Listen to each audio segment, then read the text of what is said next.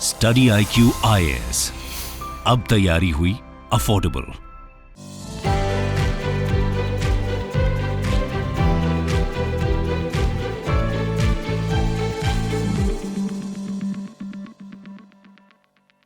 नमस्कार दोस्तों, स्वागत है आप सभी का स्टडी IQ में। मैं हूं आपका दोस्त राहुल साईगांवकर और रोज की तरह आज हम हमारी चर्चा कंटिन्यू करेंगे। इंटरनेशनल ऑर्गेनाइजेशंस के अंडर हम लोग TCP सीरीज डिस्कशन कर रहे हैं, ट्रीटीज, कन्वेंशंस एंड प्रोटोकॉल्स। तो पिछले डिस्कशन में हम लोगों ने कुछ एनवायरनमेंट से जुड़ी हुई कन्वेंशंस के बारे में डिस्कशन किया, राइट। लेकिन उससे पहले, डिस्कशन आगे बढ़ाने से पहले एक छोटा सा सवाल आया था। हम आपको याद होगा, हम लोगों ने हमारे लेक्चर 2 में of TCP we had discussed something called as moon agreement, right. इस मून अग्रीमेंट के ऊपर एक छोटा सा मैसेज आया मुझे, इंस्टाग्राम पे किसी ने मैसेज किया और मुझे पूछा कि सर मैंने सुना है कि मून अग्रीमेंट, आपने बताया मून अग्रीमेंट में कि मून को केवल मैनकाइंड के बेटरमेंट के लिए इस्तेमाल किया जा सकता है, मून के ऊपर कोई कुछ प्रॉपर्टी नहीं बना सकता, इनफैक्ट देश भी नहीं बना सकते, एटसेट्रा एटसेट्रा। लेकिन मैंने तो सुना कि न्यूज़ में पढ़ा था कि Sushant Singh Rajput, right, the actor who expired few years back, right, तो उन्होंने मून के ऊपर जमीन खरीदी थी, ऐसा मैंने सुना हुआ है। That's wrong, right.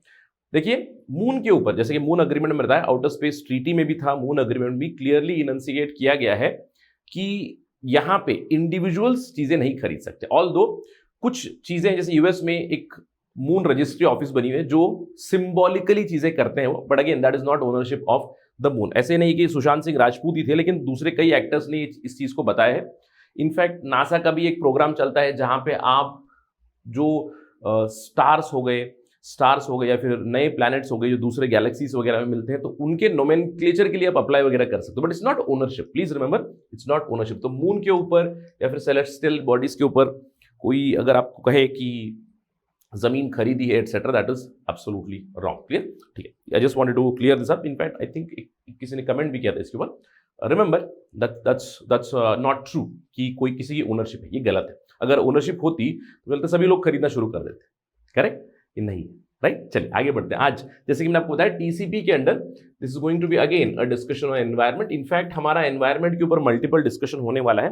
इसके बाद मैं कुछ एनवायरनमेंट से जुड़ी हुई ऑर्गेनाइजेशंस, NGOs के बारे में डिस्कस करूंगा और एक मिसलेनियस टॉपिक जरूर डिस्कशन करेंगे जहां पे हम लोग दूसरे कन्वेंशंस, अलग अलग इंपॉर्टेंट कन्वेंशंस, ट्रीटीज के बारे में डिस्कस करेंगे, not from history perspective but again domain specific कुछ चीजें हम लोग डिस्कस करेंगे, राइट। तो चलिए, आज हमारा फिर से मैंडेट है एनवायरनमेंट के ऊपर डिस्कस करने के लिए। काफी इंपॉर्टेंट कन्वेंशंस डिस्कस करेंगे, आगे वाले क्लासेस में भी एनवायरनमेंट की डिस्कशन जरूर चलेगी। Let us begin, right. लेकिन उससे पहले आपको ध्यान रखना है, अगर आप प्रिपरेशन कर रहे हैं UPSC सिविल सर्विसेज की, this is your last opportunity. Batch 6 हमारा जो है स्टार्ट हो रहा है, it is starting from 30th सितंबर। सो इस डेट को आप ध्यान में रख लीजिएगा। ऑल्दो मैं कहूंगा लास्ट डेट तक वेट मत कीजिएगा। अगर आपने अर्लियर बैचेस में एडमिशन लिया है तो आप देख सकते हो कि प्रोग्रेस क्या है। In fact if you are not taking an admission here, you are missing out on something. अगर आप प्रिपेयर कर रहे हैं UPSC सिविल सर्विसेज के लिए, आप देख सकते हो टेस्टिमोनियल्स हमारे स्टूडेंट्स की किस तरह की इंप्रूवमेंट रही है पिछले 1-2 महीने से। फाउंडेशन बैच स्टडी IQ का, it is a one stop solution for your prelims, for your mains and I say for personality test as well. Personality test के दृष्टिकोण से आपके पास 1-to-1 मेंटरशिप मिलेगी, ग्रुप मेंटरशिप मिलेगी, ज्ञानवाणी सेशन चलेंगे जहां पे you can interact with retired bureaucrats, you can interact with serving bureaucrats. हाल ही में स्टूडेंट्स का मीटअप भी हुआ, students meetup with a bureaucrat, students meetup with our faculties, right. काफी अच्छा एक्सपीरियंस रहा, you can watch that on YouTube, जिससे कि आपको पता चलेगा कि हमारा अप्रोच कैसा है। मैं हमेशा कहता हूं कि हमारा अप्रोच केवल पढ़ाने का नहीं है, right. It's not just about teaching. Of course live classes है, 900 घंटे से ज्यादा क्लासेस वगैरह चलेंगी, यस, सिलेबस कंप्लीट किया जाएगा, बट आपने जो नॉलेज गेन की है उसे कैसे अप्लाई करोगे, इसके ऊपर हमारा फोकस होता है। इसीलिए after finishing off every module we focus on MCQs, we focus on answer writing practice, alright. तो इसके ऊपर फोकस है ताकि आपकी क्लियर करने की प्रोबेबिलिटी हम लोग बढ़ाएं। इसके अलावा अफोर्डेबिलिटी के लिए जाना जाता है स्टडी IQ। ये पूरा कोर्स जो कॉम्प्रिहेंसिव पैकेज है आपको मिलेगा ओनली फॉर 18,999। लेकिन ध्यान रखना है, आपको कोड इस्तेमाल करना है Rahul live. Whenever you check out you have to use the code Rahul live, capital RAHUL LIV without any spaces, तब जाकर प्राइस कम हो जाएगा 18,999। कंपनी का प्राइस थोड़ा ज्यादा है, अगर आप वेबसाइट पे भी जाए, ऐप पे भी जाए, use the code, you will get it for this price. Do it as soon as possible, जल्द से जल्द इसको कीजिएगा। Prices are going to increase soon problem, right, please remember this. चलिए डिस्कशन की शुरुआत करते हैं। आज की पहली कन्वेंशन है हमारी Vienna convention, very very important convention. In fact मैं चाहता हूं कि एस्पिरेंट्स एक काम करें, ठीक है, वियना कन्वेंशन के ऊपर या फिर वियना के ऊपर एक छोटा सा नोट या फिर एक छोटा सा एस्से लिख दे, कमेंट सेक्शन में भेजे या फिर मुझे इंस्टाग्राम पे मैसेज करके बताइए वियना के बारे में आपका क्या विचार है, वियना की हिस्ट्री के बारे में बताइए, क्योंकि Vienna convention, Vienna agreements, Vienna treaties बहुत जरूरी होती है। Vienna is a place in Austria. In fact एक समय था विश्व युद्ध एक या फिर उससे पहले Vienna was like the centre of European politics. तो यहां पे एक छोटा सा मेंस का सवाल बन सकता है कि क्यों वर्ल्ड हिस्ट्री के दृष्टिकोण से वियना इतना इंपॉर्टेंट सेंटर रहा है। वियना में बहुत सारे कन्वेंशन, बहुत सारे अग्रीमेंट साइन किए गए, जैसे वियना कन्वेंशन। आज का हमारा जो डिस्कशन होने वाला है एनवायरमेंट के दृष्टिकोण से, we are going to talk about the protection of ozone layer.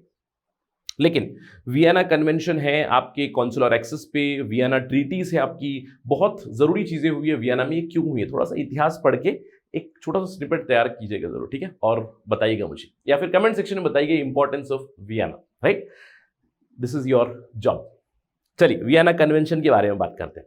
Vienna convention from environment perspective it becomes very important because ये एकमात्र ऐसा कन्वेंशन है, मल्टीलैटरल अग्रीमेंट है, जहां पे देश सारे साथ में आए to protect the ozone layer. कब हुआ ये? 1985 में, 22 मार्च 1985। Don't remember the day but I would say year is important, 1985, थोड़ा सा ध्यान जरूर रखिएगा। ये एक ग्लोबल कोऑपरेशन या फिर मल्टीलैटरल अग्रीमेंट है जहां पे सभी देश साथ में आए और प्लेज किया कि हम ओजोन लेयर को प्रोटेक्ट करेंगे और ओजोन को जो डिप्लीट कर रहे हैं उन सब्सटेंसेस को हम कम करेंगे, ठीक है, ये इनका प्लेज था। अब सवाल ये उठता है कि सर ओजोन लेयर क्यों डिप्लीट हो रहा था, ओजोन लेयर है क्या, right, ozone layer depleting substances क्या है, क्या वियना कन्वेंशन के अंडर टारगेट्स आई थी? नहीं, आपको ध्यान रखना है वियना कन्वेंशन है। और मैंने आपको बताया था कन्वेंशन, ट्रीटी, प्रोटोकॉल, इन सबका हम लोगों ने डिफरेंस लेक्चर 1 में ही देखा। तो कन्वेंशन में सभी लोग साथ में आए, एजेंडा था कि ओजोन लेयर की जो डिप्लीशन हो रही है इसको रोकते हैं। तो अग्रीमेंट हुआ, यहाँ पे एक कन्वेंशन हुआ, सभी लोग कन्वीन हुए। लेकिन उसके बाद एक प्रोटोकॉल भी आया। प्रोटोकॉल पे जाने से पहले समझते हैं ओजोन लेयर के बारे में। अब ये ओजोन लेयर है क्या?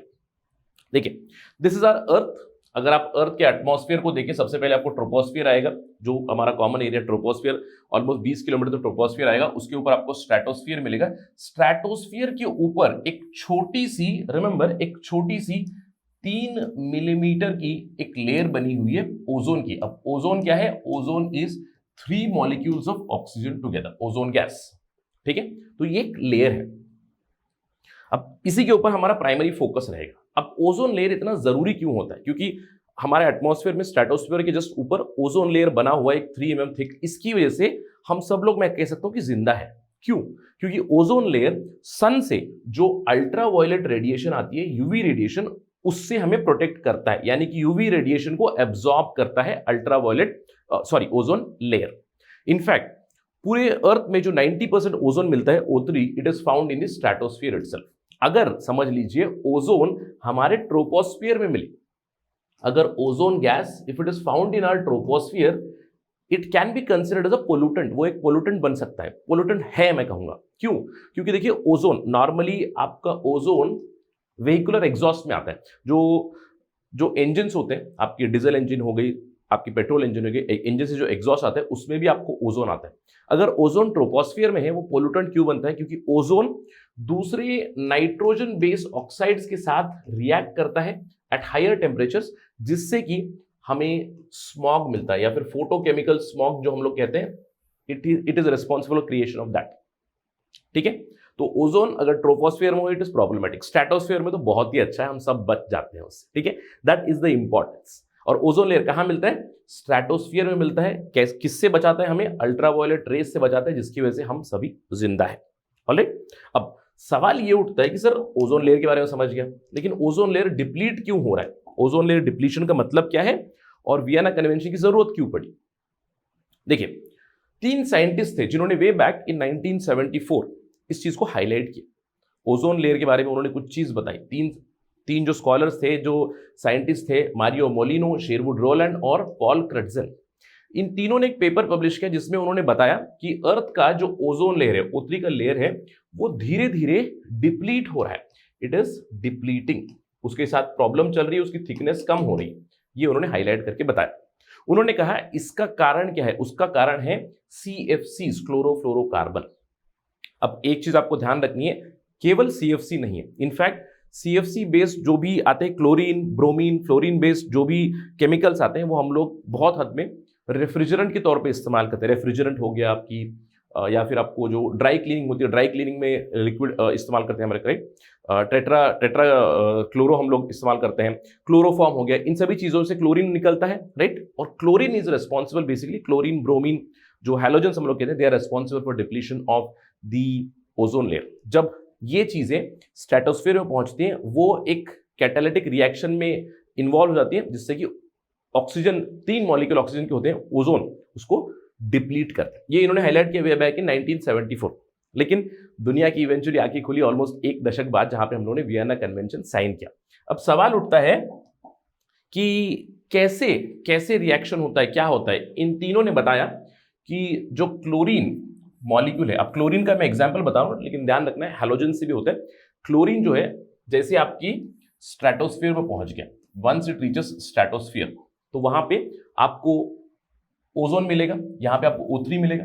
तो क्लोरीन क्या करता है, it will react with the ozone molecule. आप देख सकते हो Cl, it reacts with O3 molecule, जिससे कि क्लोरीन मोनोऑक्साइड बन जाता है। Again this chlorine monoxide also very very reactive, और इस ओजोन मॉलिक्यूल को ब्रेक करके ऑक्सीजन गैस बना देता है। और अभी यहां पे क्लोरीन ऑक्साइड है which is very very reactive. अब ये जो क्लोरीन ऑक्साइड है, it further reacts with your oxygen, right. Oxygen, single molecule oxygen का हो गया या फिर ऑक्सीजन हो गया, इससे it creates O2 again plus Cl would be freed, right. Cl free कर देता है, यानी कि क्लोरीन एक कैटालिटिक रिएक्शन में चला जाता है। ये कहा जाता है कि एक क्लोरीन मॉलिक्यूल जो स्ट्रेटोस्फीयर में है, it can destroy millions of ozone molecules, और ये एक चेन रिएक्शन में चला जाता है। अब इसकी वजह से ओजोन लेयर की डिप्लीशन होती है। ये हाईलाइट किया इन तीनों साइंटिस्ट ने। इनफैक्ट अगर मैं आपको बताऊं कि कौन सी चीजों की वजह से होता है ओजोन लेयर डिप्लीशन, क्लोरोफ्लोरोकार्बन्स, हाइड्रोक्लोरोफ्लोरोकार्बन्स जो हम लोग एरोजोल्स में, रेफ्रिजरेंट्स में इस्तेमाल करते हैं, हेलॉन्स हो गए, फायर एक्सटिंग्विशर में इस्तेमाल किया था, methyl bromide, right, tetrachloride, chloroform etcetera, ये सारी चीजें हम लोग इस्तेमाल करते हैं in dry cleaning, in pesticide etcetera. इससे ओजोन लेयर डिप्लीशन होती है, ये आपको ध्यान रखना है, ठीक है। अब मैं चाहता हूं कि आप एक काम करें, आप सभी के घर पे एक रेफ्रिजरेटर होगा, तो आप उस रेफ्रिजरेटर की जो भी स्पेसिफिकेशन वाली शीट होती है ना, उसको ओपन करें, उसके अंदर देखें कि आपका रेफ्रिजरेंट क्या है। And I am quite sure कि आपको ये चीजें नहीं मिलेंगी, आपको एक चीज जरूर मिल सकती है, HFC, हाइड्रोफ्लोरोकार्बन।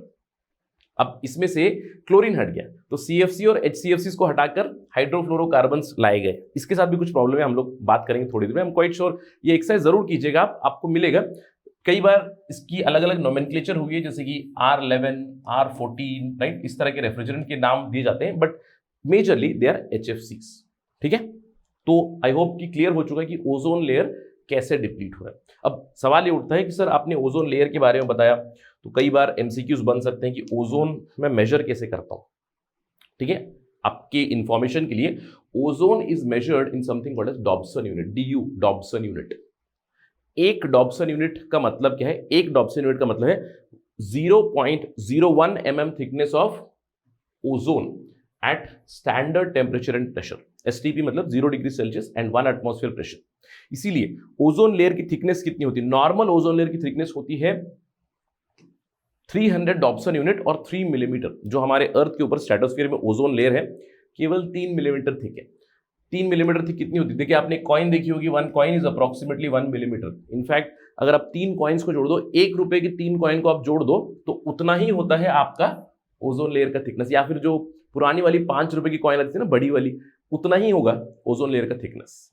और जब मैं कहूंगा ओजोन लेयर डिप्लीट हो रहा है, इसका मतलब क्या है? इसका मतलब है 300 डॉब्सन यूनिट से ओजोन लेयर कम होकर 1/3 वैल्यू पे आ रहा है, यानी कि 100 डॉब्सन यूनिट या फिर उसके नीचे जब चला जाता है, इट क्रिएट्स ओजोन होल, या फिर ओजोन की थिकनेस कम हो चुकी है। अब इस लेवल पे जैसे ही पहुंचा, तो ओजोन लेयर की क्षमता खत्म हो जाती है, जिससे कि अल्ट्रावायलेट रेडिएशन से हमें वो प्रोटेक्ट करे। और जहां पे भी ओजोन होल मिलेगा, वहां से स्ट्रॉन्ग सोलर रेडिएशन आ जाएगी, जिससे कि हानि हो सकती है। अब एक और सवाल रह जाता है कि सर ओजोन होल, मेरे यहाँ पे तो मैंने कुछ प्रॉब्लम फील नहीं की, इंडिया में तो मैंने कुछ प्रॉब्लम फील नहीं की, तो कहाँ पे प्रॉब्लम हो रही है? देखिए प्रॉब्लम हो रही है मेनली, अगर ये मैं समझू mother earth, then towards the north pole and towards the south pole दो बड़े बड़े ओजोन होल्स मिल चुके हैं। एक आपको होल मिल चुका है over the Arctic region and another hole towards the Antarctic region. तो दोनों रीजन्स में आपको ओजोन होल्स मिल चुके हैं। अंटार्कटिक रीजन का ओजोन होल बहुत बड़ा है in comparison to Arctic region ozone whole.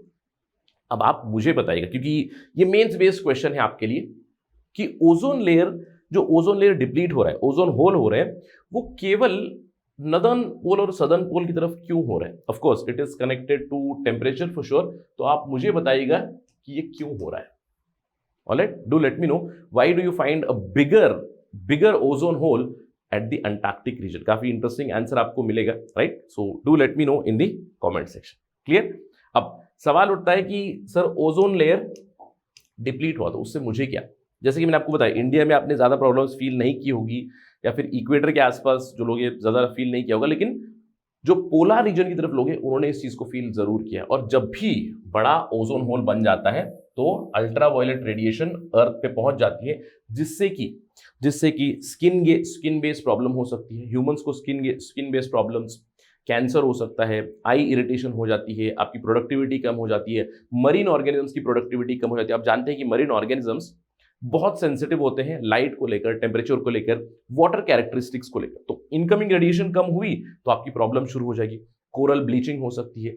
Plants को आपको लगेगा कि सर अगर हाई इंटेंसिटी रेडिएशन आ रही है, उस सनलाइट को इस्तेमाल करके ही प्लांट्स चीजों को प्रोड्यूस करें तो उनके लिए काफी फायदा मिलता होगा। नहीं, in the longer run it is actually non productive for them also. इसके अलावा जहां पे स्नो कवर है तो आपका स्नो मेल्ट जल्दी से होगा, जिससे और भी प्रॉब्लम हो जाएगी, राइज ऑफ सी लेवल। सो ये सारी चीजें हो जाती हैं। इसकी वजह से ही हम लोगों ने वियना कन्वेंशन लाया। It is for this reason all the nations came together. In fact 190 से ज्यादा कंट्रीज है इसको एक्सीड कर चुके हैं। इन्होंने वियना कन्वेंशन लाया। मैंने आपको बताया 1985 में सभी देश साथ में आए, इन्होंने एक फ्रेमवर्क बनाया। दे क्रिएटेड अ फ्रेमवर्क जहां पे इंटरनेशनल एफर्ट्स होंगे, इंटरनेशनल लेवल से। स्पेशली अगर आप बात करें 1985 की बात करें तो अगेन यहां पे आपको इनइक्वालिटी दिख जाएगी। 1985 में आप सोच कर बताइएगा कि इंडिया में कितनी जगह पे रेफ्रिजरेटर्स होंगे।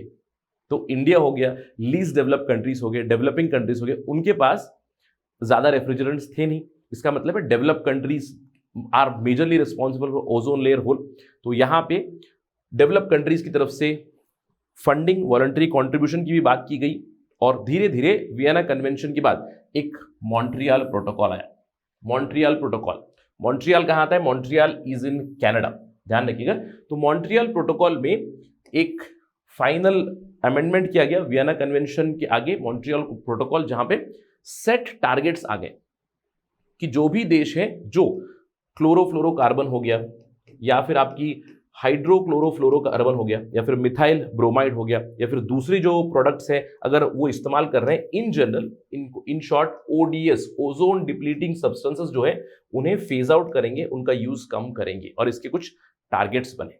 ऑलराइट, अब इनफैक्ट पिछले कुछ सालों से हम लोग अच्छी खबरें सुन रहे हैं, क्योंकि ये मैं कहूंगा एक बहुत ही सक्सेसफुल इंटरवेंशन रहा है। क्योंकि 1974 में साइंटिस्ट ने बताया 10 साल के भीतर कन्वेंशन प्रोटोकॉल्स आए, उसके बाद काफी प्रोग्रेस हुई है, पॉजिटिविटी जरूर आई है, ओजोन होल रिपेयर हो रहा है धीरे धीरे, ये न्यूज भी आई हुई है। इनफैक्ट जो अंटार्कटिक के ऊपर ओजोन होल बना हुआ है, साइंटिस्ट कहते हैं कि 2060 से लेकर 2075 तक अगर इसी तरह से हम कंटिन्यू करें तो शायद कहीं ना कहीं ओजोन कंप्लीटली रिपेयर हो सकता है over the Antarctic also, right? तो जो अंटार्कटिक होल बना हुआ है टुवर्ड्स द सदर्न पोल, जिससे कि प्रिडोमिनेटली अब आपको लग रहा होगा सर इस पे काम करने की क्यों जरूरत है, उधर तो कंट्रीज ही नहीं है, लोग ही नहीं है, तो क्या प्रॉब्लम है? फिर भी अगर हम लोग सदर्न पोल की तरफ देखें, मेजरली न्यूजीलैंड हो गया, ऑस्ट्रेलिया हो गया, जो आइलैंड कंट्रीज है, और सदर्न साइड में आपको अर्जेंटीना, इन सारी कंट्रीज में काफी प्रॉब्लम्स हो जाती है। तो इसीलिए ये चीजें लाई गई है। अब देखिए मॉन्ट्रियल प्रोटोकॉल में क्या हुआ। मॉन्ट्रियल प्रोटोकॉल में स्पेसिफिक टारगेट्स है। Remember in the Vienna convention एक फ्रेमवर्क बनाया गया, और कुछ साल बाद 1987 में मॉन्ट्रियल प्रोटोकॉल आया जो एक्टिव हुआ 1989 में। उसके तहत कुछ प्रोटोकॉल्स बने जिसमें स्पेसिफिक टारगेट्स दिए गए डेवलप कंट्रीज के लिए, डेवलपिंग कंट्रीज के लिए, लीस्ट डेवलप कंट्रीज के लिए। क्योंकि आप जानते हैं कि डेवलप कंट्रीज ने ऑलरेडी क्लोरोफ्लोरोकार्बन्स का इस्तेमाल किया, हाइड्रोक्लोरोफ्लोरोकार्बन्स का इस्तेमाल किया और रेफ्रिजरेंट डेवलप किए। अब वही टेक्नोलॉजी उन्होंने दूसरे देशों में भी दी थी, तो उन्हें भी प्रॉब्लम होगी। तो इसीलिए क्या हुआ कि टारगेट्स दिए गए, फेस्ड आउट टारगेट्स। 96 सब्सटेंसेस थे, आपको ध्यान रखना है, under the Montreal protocol 96 ozone depleting chemicals को हम लोग फेज आउट करेंगे। टारगेट्स दिए गए बाय 2030। अभी भी मॉन्ट्रियल प्रोटोकॉल के तहत बहुत सारी चीजें फेज आउट हो रही है। In fact over a period of time 1989 से लेकर, जब से मॉन्ट्रियल प्रोटोकॉल आया तब से लेकर अभी तक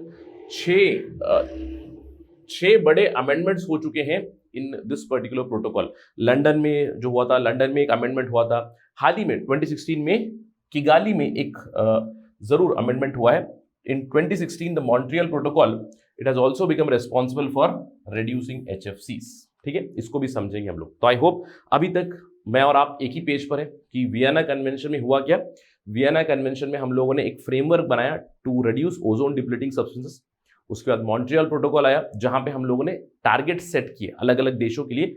will not gate into that, लेकिन जैसे कि मैंने आपको बताया, पहले जो CFCs इस्तेमाल किए जाते थे और HCFCs इस्तेमाल किए जाते थे, इसको फेज आउट किया, स्पेशली रेफ्रिजरेटर्स में इसको फेज आउट करके इसका एक ऑल्टरनेटिव ढूंढा गया।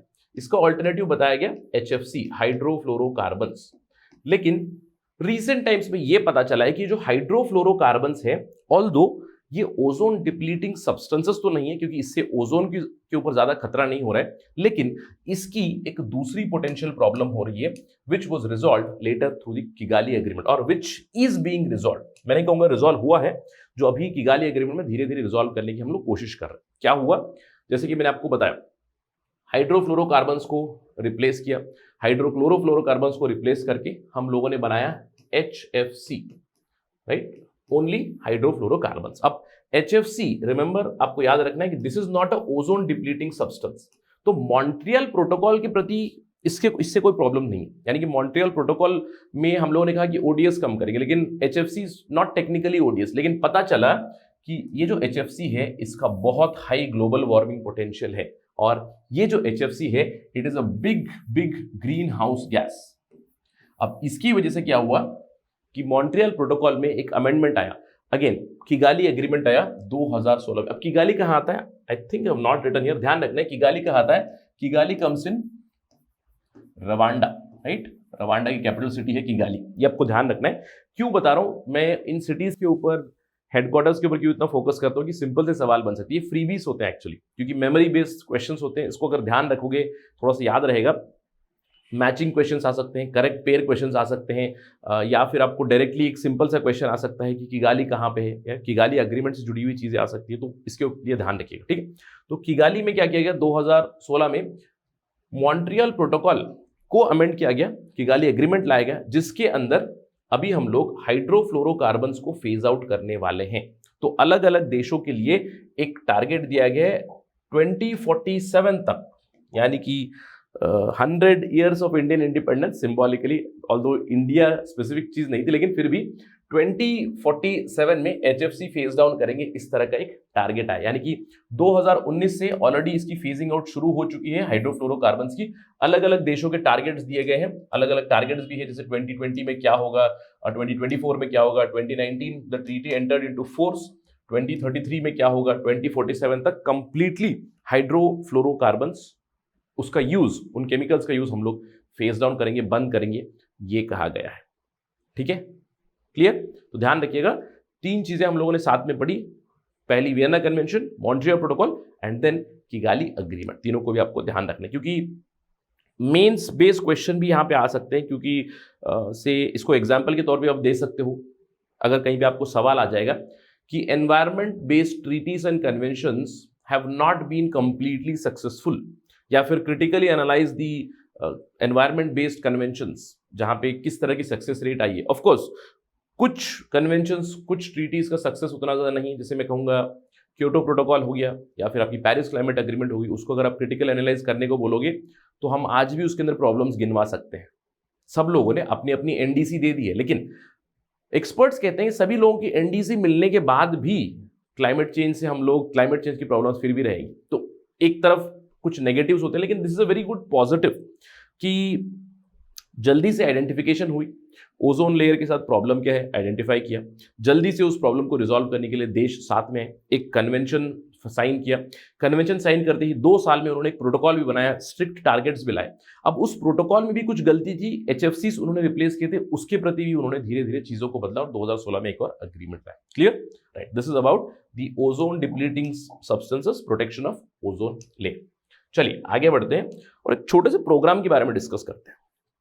Although this is not a treaty, convention or any sort of agreement, but आपको ध्यान रखना है मॉन्टेविडियो प्रोग्राम क्या है, क्योंकि कभी कभार सिंपल MCQs बन सकते हैं। Montevideo programme, what is this? Please note it down. Montevideo programme एक ऐसा प्रोग्राम है जिसको रन करता है UNEP, United Nations environment programme. और मैंने आपको पिछले लेक्चर में बताया था कि UNEP क्यों बना था। जो पहली कॉन्फ्रेंस थी, UN conference on human environment, इसके बाद UNEP बना था 1972 में। अब UNEP ने क्या किया, इन्होंने अपना एक प्रोग्राम शुरू किया, मॉन्टेविडियो प्रोग्राम करके। 1981-82 से फॉर्मलाइज हुआ, लेकिन 1979 से ही इसके ऊपर काफी डिस्कशन चल रही थी, तो इन्होंने एक प्रोग्राम बनाया एनवायरनमेंट लॉ का। तो इसको ध्यान रखना है। सिंपल MCQ अगर मैं बना दूं, Montevideo programme is connected to what, किस चीज से कनेक्टेड है? ये कनेक्टेड है एनवायरमेंटल लॉ से। अब इसके तहत करते क्या है? इसके तहत यूनाइटेड नेशंस एनवायरनमेंट प्रोग्राम ये मदद करता है देशों की, ताकि वो अपने यहाँ पे स्ट्रॉन्ग एनवायरमेंटल लॉस ले आए। केवल देशों की नहीं, पूरे विश्व में हर 10 साल में, remember every 10 years they come up with a programme for environmental law. Environmental law का फ्रेमवर्क वो बनाते हैं। इनफैक्ट इनकी अभी हाल ही में फिफ्थ मॉन्टेविडियो असेंबली हुई, उसमें इन्होंने इन मार्च 2019 एक और 10 year इंटर गवर्नमेंटल प्रोग्राम को लॉन्च किया है। जब से शुरुआत हुई है 1979 से लेकर 89, 89 से लेकर 99, 99 से लेकर 2009, 2009 से लेकर 2019। अब 2019 में इन्होंने फिर से 10 साल का एक एनवायरमेंटल लॉ का प्रोग्राम लाया है, which is already active from Jan 2020 to December 2029। इसके तहत ये करते क्या है? इसके तहत देशों की मदद करते हैं। हम थोड़ी देर बात करें, लेकिन उससे पहले मॉन्टेविडियो कहां आता है? Montevideo is in Uruguay. Uruguay comes in South America. अब सवाल होगा, सर आपने बताया कि एनवायरमेंटल लॉ के प्रति ये प्रोग्राम है, करते क्या है? आपको ध्यान रखना है, सबसे पहली चीज इनके ऑब्जेक्टिव्स में सपोर्ट करना है for development of environmental loss, environmental legislations and other frameworks, जिससे कि एनवायरमेंट की प्रोटेक्शन हो। सबसे पहले तो इंटरनेशनल स्तर पे।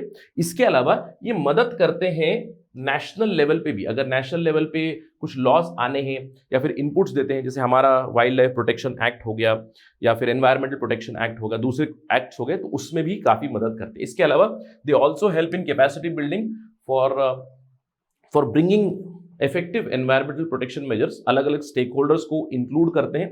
इनफैक्ट इस प्रोग्राम में बहुत सारे लोग इन्वॉल्व हैं, यूनाइटेड नेशंस इन्वॉल्व है, अलग अलग NGOs इन्वॉल्व है जो इनपुट्स देते हैं और जिनकी एक्सपर्टीज है एनवायरमेंटल लॉ के ऊपर। इसके अलावा एनवायरमेंटल लॉ को प्रमोट करते हैं, एनवायरमेंटल गवर्नेंस को प्रमोट करने की कोशिश करते हैं एट द ग्लोबल लेवल। ठीक है, सो रिमेंबर मॉन्टेविडियो प्रोग्राम कब से शुरू हुआ था? 1982 से शुरू हुआ है फॉर्मली। और मैंने आपको ये क्यों बताया? क्योंकि मॉन्टेविडियो प्रोग्राम के तहत ही मैं कहूंगा बहुत सारे अलग अलग कन्वेंशंस और अलग अलग मेजर्स आ चुके हैं फॉर एनवायरमेंटल प्रोटेक्शन। अब इसमें से मॉन्टेविडियो प्रोग्राम से ही एक कन्वेंशन निकला and that is the Basel convention. Basal convention बहुत ही इंटरेस्टिंग कन्वेंशन, बहुत ही जरूरी कन्वेंशन भी है। सबसे पहले बेसल में भी बहुत सारे कन्वेंशन, बहुत सारे ट्रीटीज साइन हुए। Basel is in Switzerland. I am quite sure कि इकोनॉमी के पर्सपेक्टिव से आपने बेसल नॉर्म्स के बारे में सुना होगा। बेसल में बहुत सारी इकोनॉमी बेस्ड मीटिंग्स वगैरह भी होती है, तो ये भी आप एक काम कर लीजिएगा, एक छोटा सा बुकलेट मेंटेन कीजिएगा। जो मैंने आपको वियना के बारे में बताया, वियना में कितने कन्वेंशन ट्रीटीज साइन हुए उसको नोट कर लीजिएगा, उसके अंदर बेसल भी ऐड कर दीजिएगा। ठीक है, it will help you from exam perspective. Immediately access रहेगा आपके पास चीजों का, और रिवीजन भी आप करते रहोगे साथ में। ठीक है, तो बेसल का आता है स्विट्जरलैंड। अब बेसल कन्वेंशन जो आया, बेसल का जो फ्रेमवर्क आया, it was again under the line और under the guidelines of Montevideo programme itself. ठीक है, तो ये आपको ध्यान रखना है। अब ये बेसल कन्वेंशन है क्या? Basel convention is on controlling the boundary movement of hazardous waste and their disposal, यानी कि वेस्ट डिस्पोजल से जुड़ा हुआ ये कन्वेंशन है। अब ये क्यों आया, आपके दिमाग में एक सवाल आ रहा होगा, सर वेस्ट डिस्पोजल से जुड़ा हुआ है, ये why it is happening, right, when did it come, it came into force in 1992, ये क्यों आया? क्योंकि देखिए सिंपल सिनेरियो बताता हूं आपको।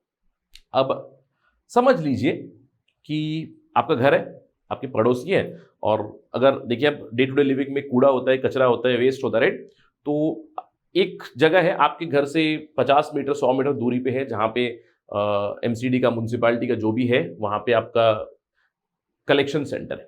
लेकिन आपका पड़ोसी क्या कर रहा है कि जो कूड़ा लाकर आपके घर के सामने फेंक रहा है, तो आप क्या करोगे? You will be frustrated, right? इसी चीज के लिए लाया गया है basal convention, not for your neighbour, ध्यान रखिएगा, it is for the countries. अब इमेजिन कीजिएगा कि एक देश, उनके देश में जो कूड़ा बन रहा है उसको लाकर दूसरे देश में डंप कर रहे हैं, ये अलाउड नहीं होना चाहिए, इसीलिए ये पर्टिकुलर कन्वेंशन है। इनफैक्ट इसके ऊपर एक बहुत ही इंपॉर्टेंट मूवमेंट भी शुरू हुआ था। This convention is connected to something called as NIMBY movement, NIMBY. अब आयरॉनिकली ये जो निम्बी मूवमेंट शुरू हुआ था ना, ये शुरू हुआ था यूनाइटेड स्टेट्स ऑफ अमेरिका में। कितनी बड़ी आयरनी है कि यूएस एक डेवलप कंट्री है, यूएस के अंदर आप जानते हो कि स्टेट्स आर फेडरल यूनिट्स, उनके पास काफी पावर है, तो अलग अलग राज्य अपने अपने solid waste management rules regulations लाते हैं। तो अगर एक राज्य दूसरे राज्य में कचरा डाल रहा है यूएस के, तो उन्होंने कहा कि निम्बी नॉट इन माई बैकयार्ड, मेरे बैकयार्ड में आप कूड़ा कचरा मत डालिएगा, राइट? अब यूएस क्या कर रहे थे, यूएस अपना जो कूड़ा कचरा है वो लीस्ट डेवलप्ड कंट्रीज में डाल रहे थे, इसीलिए बेसल कन्वेंशन आया basically. I hope you understand the irony, ठीक है? जैसे कि मैंने आपको बताया, it was one of the first successes of Montevideo programme on environmental law. और यहां पे क्यों हुआ? क्योंकि निम्बी मूवमेंट के तहत क्या हो रहा था कि अलग अलग देशों को पता चलने लगा कि डेवलप कंट्रीज जो हैं वो कहीं से अपने यहाँ पे जो कूड़ा बन रहा है, अपने यहाँ पे कूड़ा कचरा जो है वो जाकर लीस्ट डेवलप कंट्रीज में डाल रहा है। अफ्रीकन कंट्रीज हो गए, लैटिन अमेरिकन कंट्रीज हो गए, specially United states of America, European union, right? तो ये लोग क्या करने लगे, इनके यहाँ पे जो वेस्ट है, अब बहुत सारा वेस्ट होता है, मेडिकल वेस्ट है, दूसरा हजार्डोस वेस्ट है, इंडस्ट्रियल वेस्ट है, एटसेट्रा, इसको इन्होंने लिया अपने यहाँ से एक कार्गो शिप में डाल दिया और दूसरी जगह पे डंप कर दिया, और वहां पे चाहिए तो पेमेंट भी दे रहे हैं, कुछ इस तरह की चीजें कर, लेकिन वहां पे काफी नुकसान हो रहा है। इनफैक्ट आपको एक स्टोरी सुनाता हूं मैं, very interesting story of a ship called as खैंसी। शिप का ही नाम था खैंसी, राइट? ये एक बहुत ही इंटरेस्टिंग स्टोरी है 1980s की। 1986 में क्या हुआ, एक कार्गो शिप निकला, कार्गो शिप का नाम था खैंसी, और एक खैंसी जो है ये रजिस्टर्ड था, ये शिप रजिस्टर्ड थी लाइबेरिया में, अफ्रीका में। अब इन्होंने क्या किया, एक बेसिकली कार्गो कंपनी है, मतलब एक जगह से दूसरी जगह कार्गो को ट्रांसपोर्ट करेंगे, तो इन्होंने क्या किया, कार्गो लिया। अब कार्गो क्या लिया, फिलाडेल्फिया से, पेंसिल्वेनिया स्टेट में आता है यूएसए में, फिलाडेल्फिया से इन्होंने ऐश लिया, 14,000 टन ऐश इन्होंने अपनी शिप में लिया, जो वेस्ट इंसिनरेटर से आया था। अब वेस्ट इंसिनरेटर मतलब देखिए, यूएस में फिलाडेल्फिया में जो भी वेस्ट प्रोड्यूस हो रहा है उसे उन्होंने जलाया, जलाने के बाद जो ऐश होती है, right, ash, basically I am not right now getting the Hindi word for ash, right, बस जो है बस बेसिकली, तो जो ऐश होता है वो, उस ऐश को ट्रांसपोर्ट करना उन्होंने शुरू कर दिया। अब यहाँ पे इन्होंने देखा कि कहाँ पर डाल सकते हैं। पहले फिलाडेल्फिया स्टेट क्या करता था, अपने से जो ऐश आता था they used to send it to New Jersey, but क्योंकि निम्बी मूवमेंट चल रहा था तो न्यू जर्सी ने कहा कि हमारे पास नहीं चाहिए, not in my backyard, not in my backyard, तो मेरे पास नहीं चाहिए आपका कूड़ा कचरा। तो ये खैंसी ने अपनी जर्नी शुरू की। अब ये डंप करना है, इसको कहाँ डंप करना है भैया, इसको कार्गो शिप है, रजिस्टर्ड है, इसके अंदर कार्गो भी है, तो कहाँ डालना है इसको, कार्गो कहाँ जाएगा? तो इन्होंने अपनी जर्नी शुरू की। ऑलमोस्ट 1 साल से ज्यादा इन्होंने अपनी जर्नी की, अलग अलग देश पहुंचे, जैसे कि अटलांटिक ओशन के आसपास डोमिनिकन रिपब्लिक पहुंचे, होंडुरास पहुंचे, पनामा पहुंचे, बर्मुडा पहुंचे, गिनी बिसाओ पहुंचे, डच एंटिलीज पहुंचे, जगह जगह पे जहां पे भी इंपोर्ट्स पे वो पहुंचे, तो इस शिप को कहा गया नॉट इन माई बैकयार्ड, मेरे यहां पे ये कचरा नहीं चाहिए, मेरे यहां पे ये ऐश नहीं चाहिए। तो इस शिप ने किया क्या, राइट? अल्टीमेटली 1988 में ये कहा जाता है कि इस क्रू ने इनका जो बचा हुआ था, रिमेंबर अब ये जो बचा हुआ था अप्रोक्सीमेटली 4,000 टन इनके पास बचा हुआ था जो ऐश था, इस ऐश को इन्होंने हैती में डिस्पोज किया, हैती आइलैंड में डिस्पोज किया, ये कहकर कि this is a fertiliser, top soil fertiliser है, इसको डिस्पोज ऑफ कर दिया। अब आप सोच रहे होंगे सर जर्नी इन्होंने शुरू की थी 14,000 टन के साथ और आज 4,000 टन उन्होंने हैती में डाला, बाकी कहाँ गए? बाकी एनवायरमेंटल एक्सपर्ट्स कहते हैं कि इस शिप में धीरे धीरे धीरे इन्होंने ओशन में डिस्पोज ऑफ करना शुरू कर दिया था। क्या हुआ कि कहीं का कूड़ा है और कहीं पे पहुंचाने की कोशिश कर रहे हैं। अब इमेजिन कीजिएगा 1980 से पहले कितना कूड़ा कचरा यूएस और दूसरे डेवलप कंट्रीज से लीस्ट डेवलपिंग कंट्रीज में पहुंचा होगा, अफ्रीका हो या फिर दूसरे लैटिन अमेरिकन कंट्रीज हो। Tremendous amount of waste. Basically जो लीस्ट डेवलप कंट्रीज थे they were made as dumping yards, dump grounds बनाए गए थे और इस चीज को रोकने के लिए ही आया बेसल कन्वेंशन। बेसल कन्वेंशन में जो ट्रांस बाउंड्री मूवमेंट होती है हजार्डस वेस्ट की, उसे डेवलप कंट्रीज से लीस्ट डेवलप कंट्रीज में ना भेजे या फिर इस चीज को रेगुलेट करे, इस चीज के लिए ये कन्वेंशन आया। और ध्यान रखना है इंडिया भी इस कन्वेंशन का भाग है। 1989 में हम लोगों ने इसको रेटिफाई किया था। हम लोग भी ये नहीं कर सकते, जो भी कूड़ा कचरा होता है, वेस्ट होता है, हजार्डोस वेस्ट होता है, हम लोग भी इंडिया से बाहर नहीं भेज सकते, या फिर भेजेंगे भी तभी कन्वेंशन को फॉलो करना पड़ेगा, राइट। अगर आप कर भी रहे हो तो आपकी जो हजार्डस वेस्ट है, जो इलीगल ट्रैफिक है, आपकी लायबिलिटी होगी, everything is defined through this particular convention. ठीक है, clear.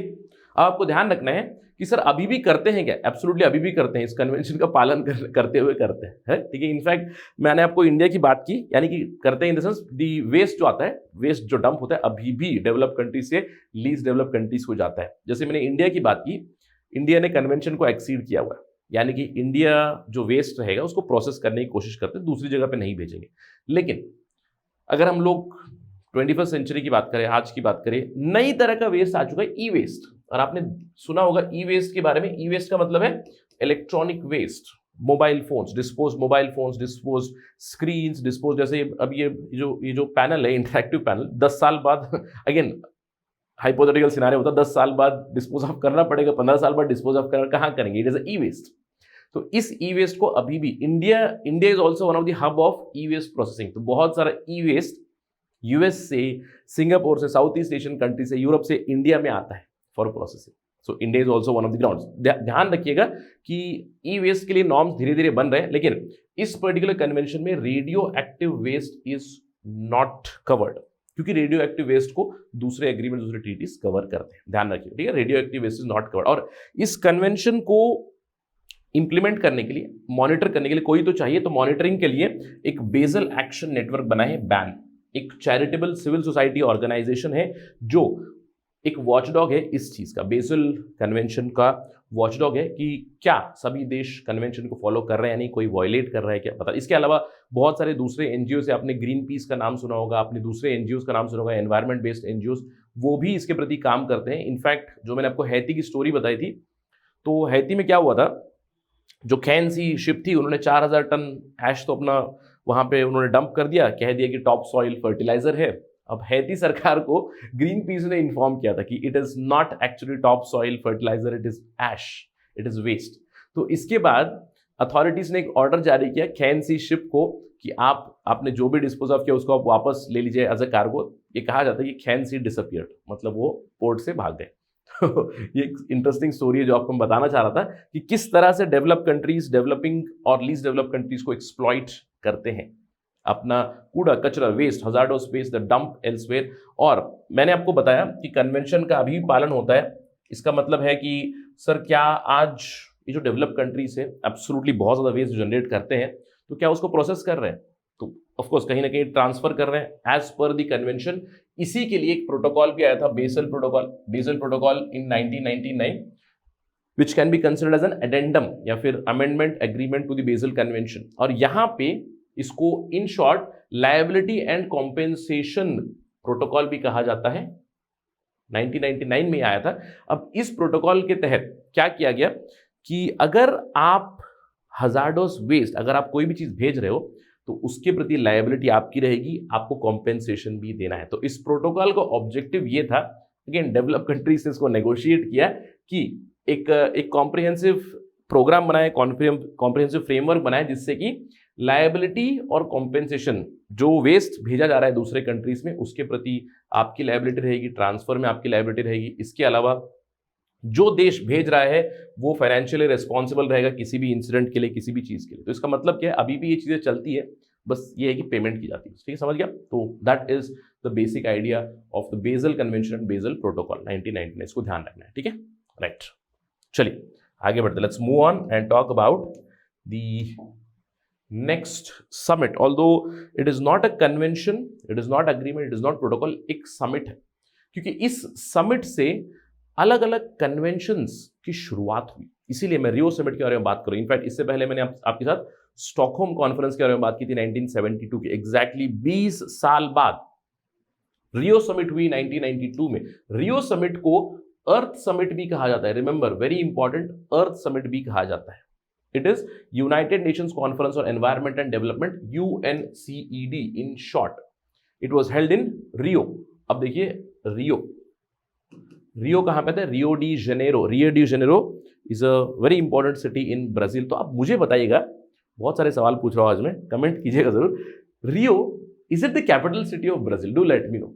Is Rio de Janeiro capital city of Brazil?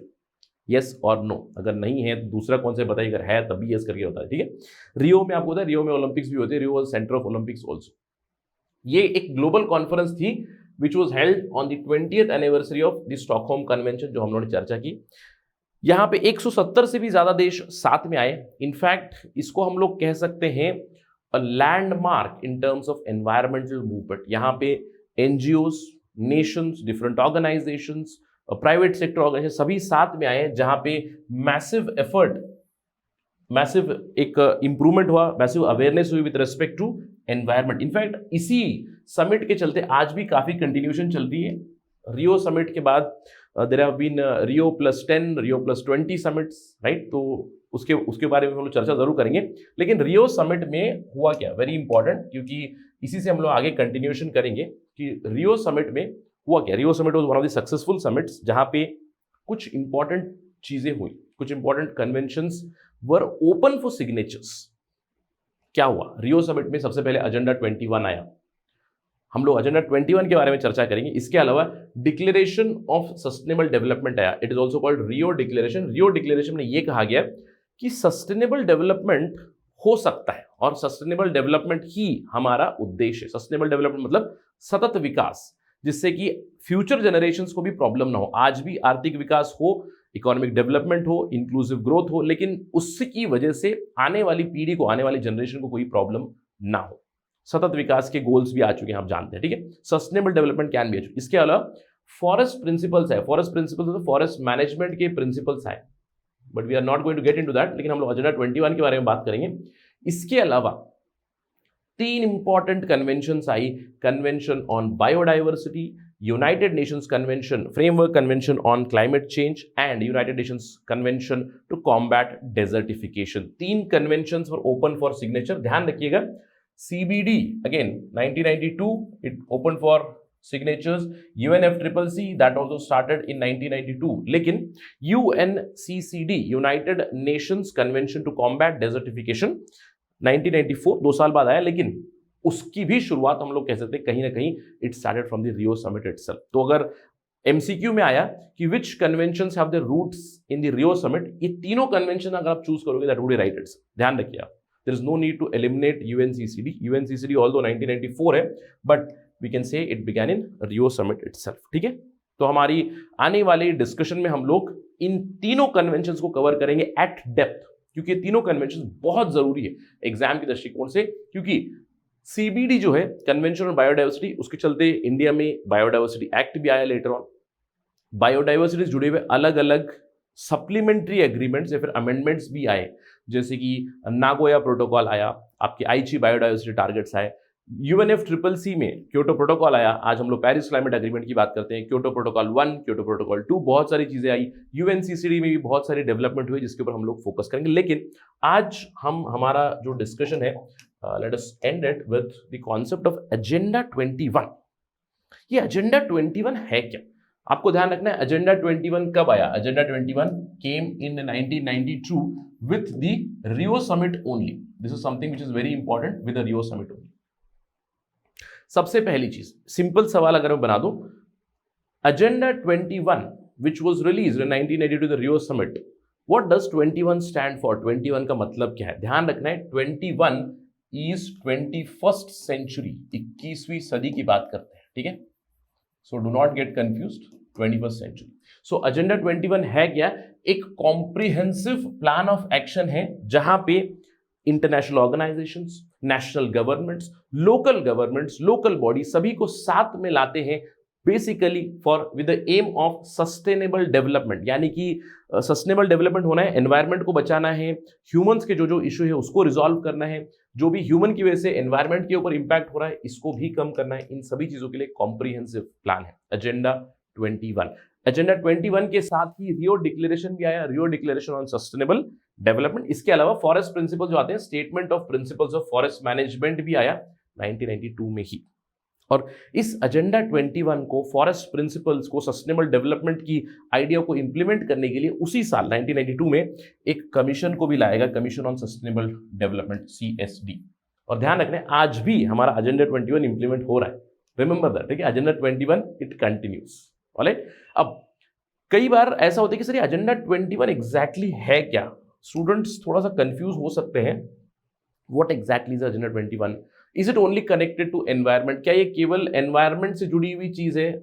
नहीं, आपको ध्यान रखना है एनवायरनमेंट से जुड़ी हुई चीज नहीं, एनवायरनमेंट सेंटर में है ही है, लेकिन ध्यान रखिएगा always whenever we talk about sustainable development there are two aspects to it, humans and environment. यानी कि ह्यूमंस तो है ही है, उसके साथ ही साथ फ्लोरा, फौना और in general ecosystem would be there. Clear? तो इन सभी के लिए एजेंडा 21 आया। इनफैक्ट एजेंडा 21 का अगर आपको चाहिए तो यह डॉक्यूमेंट ऑफ एजेंडा 21, काफी बड़ी बुकलेट है यार, आई वुडंट से एग्जाम के दृष्टिकोण से पढ़ने की जरूरत है, लेकिन एजेंडा 21 का जो डॉक्यूमेंट है it is approximately 351 pages. But मैं आपको समझा देता हूं कि किन किन डायमेंशंस में एजेंडा 21 का कॉम्प्रिहेंसिव प्लान बना है। सबसे पहला डायमेंशन है सोशियो इकोनॉमिक डायमेंशन, इसीलिए मैंने कहा environment plus humans, socio economic changes लाने के लिए ये डॉक्यूमेंट बना हुआ है। सबसे पहला सोशियो इकोनॉमिक डायमेंशन। अब उसमें आपको ध्यान देना है ह्यूमंस की क्या क्या प्रॉब्लम है। अब देखिए कई बार ऐसा होता है एनवायरमेंट के ऊपर ह्यूमन से खतरा क्यों आता है?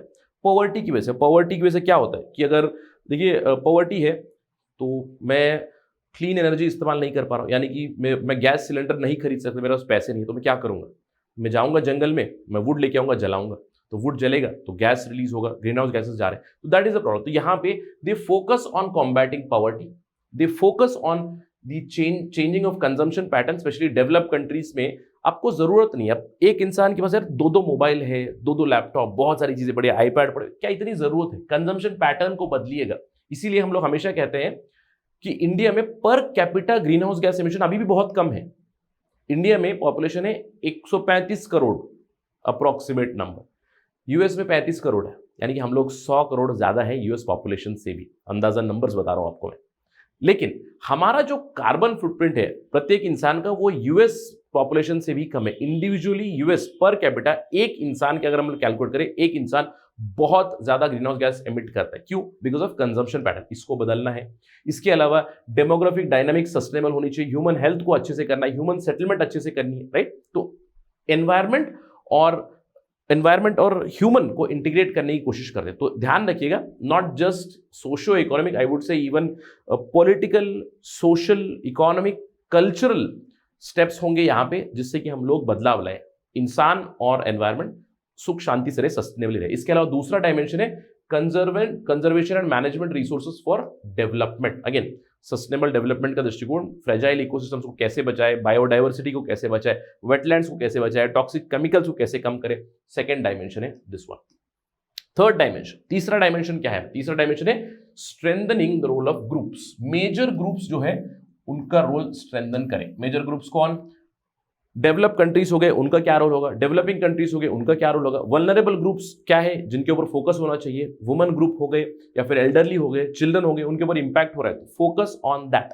कैसे बिजनेस और इंडस्ट्री सस्टेनेबल बना सकते हैं, कैसे साइंटिफिक और टेक्नोलॉजिकल कम्युनिटी को साथ में ला सकते हैं टुवर्ड्स और कन्वर्जिंग टुवर्ड्स दैट एजेंडा 21। इसके अलावा the fourth dimension is implementation, कैसे इंप्लीमेंट करेंगे। तो प्लान है, ध्यान रखिएगा, पहले तो प्लान है सोशियो इकोनॉमिक डायमेंशन, दूसरा है आपका इकोसिस्टम, तीसरा है आपका major groups, business group, government, women, elderly, et cetera et cetera, चौथा है कैसे इंप्लीमेंट करेंगे। तो इन 4 डायमेंशंस को लेते हुए कॉम्प्रिहेंसिव प्लान ऑफ एक्शन बनाया गया है जो अभी भी चल रहा है, जिसकी इंप्लीमेंटेशन के लिए एक कमीशन भी बनी है, SCD, right, the commission for sustainable development भी बनी है 1992 में।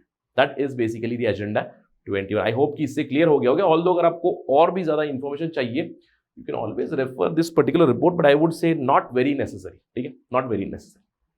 आई होप कि डायमेंशंस आपको क्लियर हो चुके हैं, right. So let us stop the class here today, क्योंकि तीनों कन्वेंशन में चाहता हूं कि साथ में डिस्कस करूं, क्योंकि वहां पे 3 कन्वेंशन है, उसके एडिशनल प्रोटोकॉल्स भी है। So let us keep a separate class for those conventions. Remember, Rio summit से 3 कन्वेंशन निकले जिसकी डिस्कशन होगी in the next class. That is it right now in this discussion.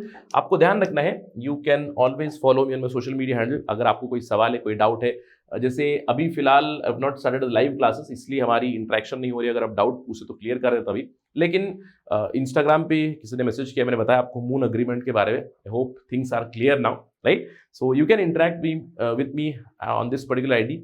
इसी आईडी से मेरा टेलीग्राम चैनल भी है, जहाँ पे PDF सेंड करूंगा। अगर आपको कोई सवाल है, कोई डाउट है, आप कनेक्ट करना चाहते हैं in general, academic, non academic doubt, how to prepare et cetera, anything, just drop me a DM.